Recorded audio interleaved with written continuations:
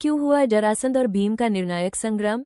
महाभारत के इतिहास में एक ऐसा युद्ध हुआ जिसने आने वाले महान संग्राम का रास्ता तय किया। ये युद्ध था मगध नरेश जरासंध और पांडवों के बलवान योद्धा भीम के बीच का निर्णायक संग्राम। लेकिन आखिर ये लड़ाई क्यों हुई? जरासंध, मगध का अपराजेय सम्राट, कौरवों का समर्थक और पांडवों का सबसे बड़ा शत्रु, उसने 86 राजाओं को बंदी बनाकर चिरंजीवी यज्ञ के लिए बलि देने की योजना बनाई थी। अगर यह यज्ञ पूरा हो जाता तो दुनिया पर उसका ही शासन होता। पांडव इसे किसी भी कीमत पर होने नहीं देना चाहते थे। इंद्रप्रस्थ बसाने के बाद युधिष्ठिर राजसूय यज्ञ करना चाहते थे, लेकिन ये तभी संभव था जब दुनिया का हर राजा पांडवों की सत्ता मान ले।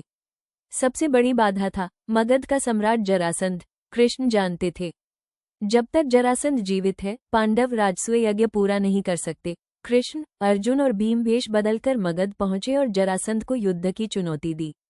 जरासंध ने चुनौती स्वीकार की, पर कुश्ती की, और उसने प्रतिद्वंद्वी चुना भीम।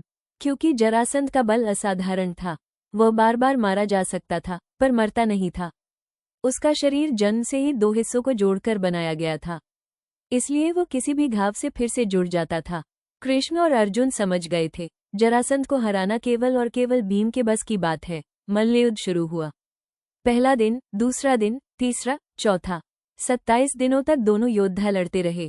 कभी भीम भारी पड़ते, कभी जरासंध, लेकिन जरासंध मरता नहीं। भीम ने थककर कृष्ण से पूछा, माधव, इसका अंत कैसे होगा? कृष्ण ने एक तिनका उठाया, उसे 2 हिस्सों में तोड़कर उलट दिशाओं में फेंक दिया। भीम समझ गए, जरासंध को तोड़कर अलग अलग फेंकना होगा। अगले दिन भीम ने पूरी शक्ति के साथ जरासंध को उठाया, उसे 2 हिस्सों में चीर दिया और कृष्ण के बताए तरीके से उन हिस्सों को अलग दिशाओं में फेंक दिया।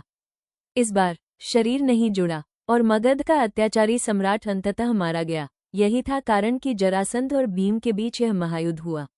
धर्म की रक्षा के लिए, राजसूय यज्ञ के मार्ग को प्रशस्त करने के लिए और अत्याचार के अंत के लिए।